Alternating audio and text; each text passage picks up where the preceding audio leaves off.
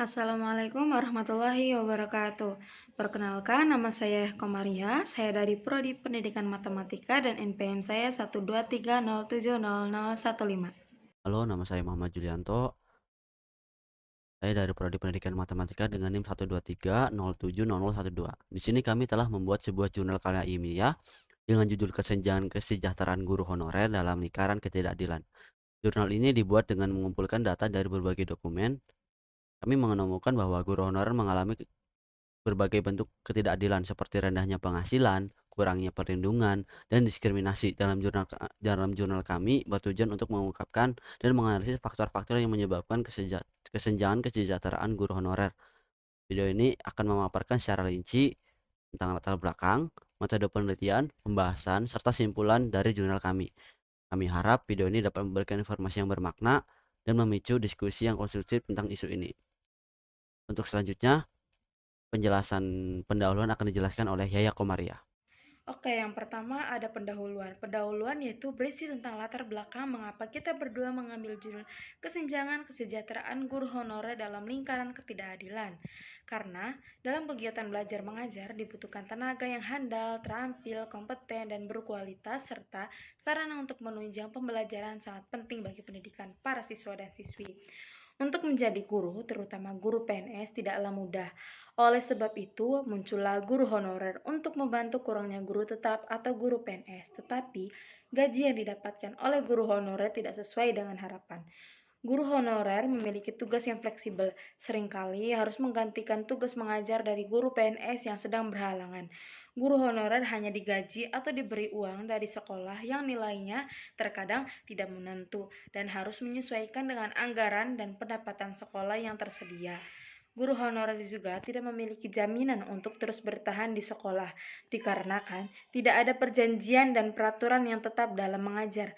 Jika sekolah mengalami masalah keuangan, kemungkinan guru honorer harus siap untuk berpamitan dari tugasnya. Guru honorer memiliki status kepegawaian yang kurang jelas karena jangka kontrak. Jika kontraknya selesai, maka guru honorer akan diberhentikan dari status kepegawaiannya. Ada beberapa orang yang mengatakan bahwa tidak ada yang salah dalam ketentuan tunjangan gaji bagi guru honor dan guru PNS. Tetapi, memang tidak semua guru honorer mendapatkan gaji dari pemerintah. Hanya guru PNS saja yang mendapatkan gaji dari pemerintah. Pada masalah tersebut, terdapat sistem manajemen penggajian terhadap guru honorer yang belum selesai sampai sekarang dan tidak sesuai dengan harapannya. Gaji yang dibayarkan ditentukan dengan pencairan dana bosna dan dana bosda yang tidak sesuai dengan jadwal atau tidak konsisten. Ya, berdasarkan latar belakang yang saya jelaskan tadi, tujuan kita berdua membuat jurnal ini adalah untuk mengetahui kesenjangan guru honorer dan meningkatkan kesejahteraan guru honorer. Ya, selanjutnya adalah metode. Metode yang kita berdua pakai adalah metode penelitian kajian pustaka atau studi kepustakaan yang berisi teori-teori yang relevan dengan masalah penelitian mengenai tentang kesenjangan kesejahteraan guru honorer dalam lingkaran ketidakadilan. Pada bagian tersebut dilakukan pengkajian mengenai konsep dan teori yang digunakan berdasarkan literatur yang tersedia terutama dari artikel yang dipublikasikan dalam berbagai jurnal ilmiah. Baik, selanjutnya pembahasan. Yang pertama ada pengertian guru honorer. Guru honorer adalah guru yang diangkat secara resmi oleh pemerintah untuk mengatasi kekurangan, dikutip oleh Mulyasa pada tahun 2006. Guru sukarela yang disebut guru paruh waktu adalah guru yang diangkat untuk jangka waktu tertentu untuk melaksanakan tugas teknis, personal, dan administratif pada suatu lembaga pendidikan sesuai dengan kebutuhan dan kemungkinan sekolah. Istilah guru tidak tetap dalam kurung GTT bersifat formal dan mewakili serangkaian standar administratif untuk pengangkatan ke sekolah negeri. Istilah GTT sering ditemukan dalam surat resmi, daftar tugas, dan berbagai tulisan resmi lainnya dari sekolah umum. Istilah lain yang digunakan dan dapat dianggap informal adalah guru honorer. GTT diangkat oleh kepala sekolah berdasarkan kebutuhan satuan pendidikan. Kebutuhan pengangkatannya bersifat lokal, bukan provinsi dalam kurung gubernur, apalagi negara bagian dalam kurung presiden. Penunjukan ini dilakukan setelah serangkaian tes yang dilakukan pihak sekolah. Selanjutnya, penggajian guru honorer. Terkait gaji, guru yang digaji di sekolah negeri hanya sedikit yang terdapat keterlambatan pembayaran gaji karena lamanya proses pencairan dana anggaran Kementerian Pendidikan ke sekolah. Guru honorer yang gajinya tidak dibayar dan sistemnya terus berkembang dan perubahannya harus dikaji setiap tahunnya.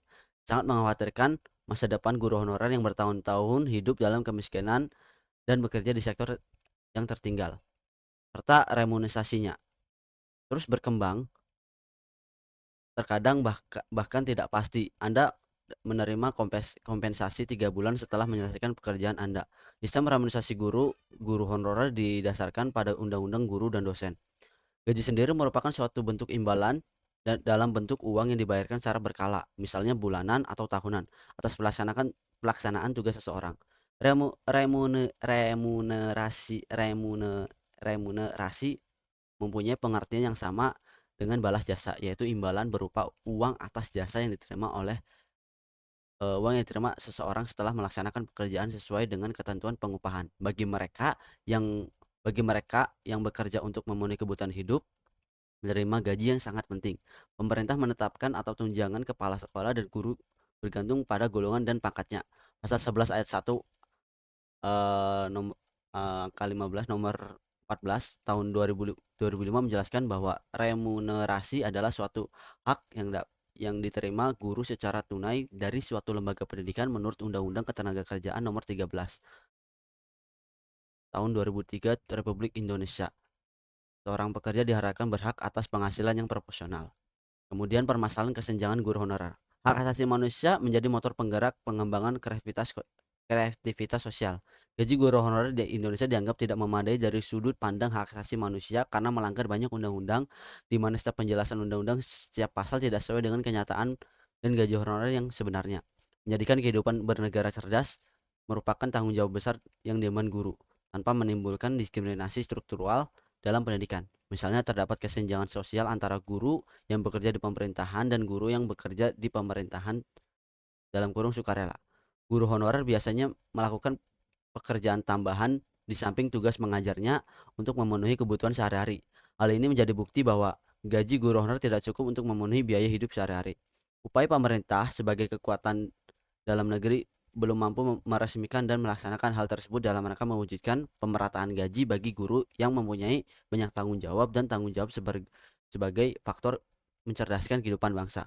Untuk mengatasi masalah ini, hak asasi manusia harus diutamakan dan tugas serta pekerjaan guru harus diawasi dengan cermat sehingga ia menerima imbalan yang sepadan dengan usahanya.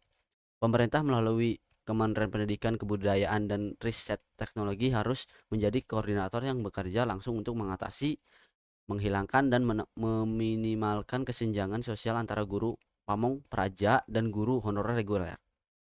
Sebab pada tahun profesi guru pada dasarnya merupakan profesi mulia yang harus dihormati dan dijunjung tinggi. Tujuannya antara lain untuk mendukung guru honorer dalam menjadikan pengajarannya lebih aktif dan semangat serta dalam merumuskan hasil yang aktif dan mandiri sebagai tujuan pelaporan rutin. Dan terakhir, merupakan wujud implementasi penghormatan terhadap hak asasi manusia di lingkungan pekerjaan non-sipil untuk mencapai kesejahteraan, sehingga dapat bekerja sama dengan mahasiswa untuk mencapai tujuan negara, yaitu menjadikan kehidupan pekerja non-sipil menjadi bangsa cerdas. Kemudian terakhir ada solusi permasalahan guru honorer. Permenpan RB nomor 7 tahun 2021 mengatur tentang rekrutmen pegawai negeri sipil dalam kurung PNS, dan Permenpan RB nomor 28 tahun 2021 mengatur tentang rekrutmen pegawai negeri sipil dan perjanjian kerja dalam kurung P3K untuk menjabat pemagangan fungsional pada badan daerah, dan mengatur pada tahun 2001 tidak ada CSN, ada tes rekrutmen pegawai negeri baik bagi lulusan maupun guru lepas. Menteri Pendidikan dan Kebudayaan Nadiem Makarim mengatakan rekrutmen guru CPNS tahun ke depan akan dibatalkan karena berbagai alasan, dan kebijakan ini harapan guru honorer menjadi pegawai negeri di tahun-tahun mendatang pupus. Padahal pelayanan publik merupakan salah satu tujuan utama sebagai besar guru relawan Indonesia. Dengan beban kerja yang relatif sama, guru setidaknya dapat menerima gaji, tunjangan keluarga, dan tunjangan hari tua agar dapat menjalani kehidupan yang lebih bermartabat. Tidak adanya kontrak jangka panjang dalam kurun maksimal 5 tahun minimal satu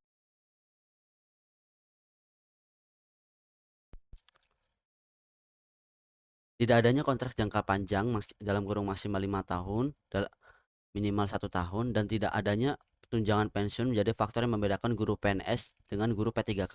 Namun P3K merupakan setengah dari jawaban harapan guru honorer untuk hidup bermartabat dan gaji yang cukup menjanjikan, sekitar 10 kali lipat dari guru honorer.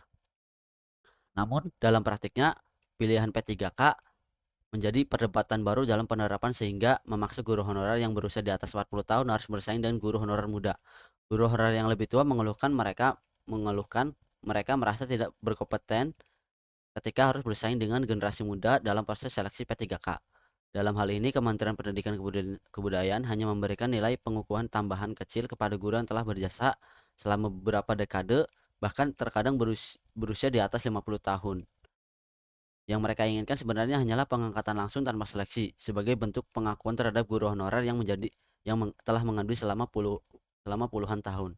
Dalam hal ini, pemerintahan mengklaim akan menggelar pemilu P3K sebanyak 3 kali dalam setahun.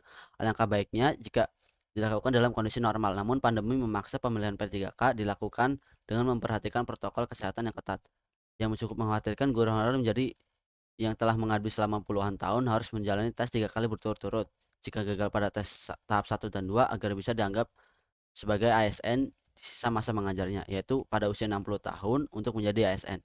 Uraian yang berbeda-beda tersebut menunjukkan adanya permasalahan atau situasi yang jelas muncul, namun belum mendapatkan perhatian dan penyelesaian yang layak, yaitu permasalahan ketidakadilan terhadap ketidakadilan terhadap dosen honorer. Baik, selanjutnya akan dijelaskan oleh saya, Komaria. Selanjutnya ada kesimpulan. Kesimpulannya adalah guru honorer memainkan peran penting dalam sistem pendidikan, tetapi sering menghadapi berbagai masalah. Contohnya keterlambatan penggajian, perubahan sistem penggajian, dan juga gaji yang tidak memadai. Gaji dibayarkan setiap bulan atau setiap tahun untuk pelaksanaan tugasnya, tapi gaji tersebut tidak sepadan dengan tanggung jawab yang mereka emban, sehingga menimbulkan kesenjangan sosial antara guru PNS dan guru honorer.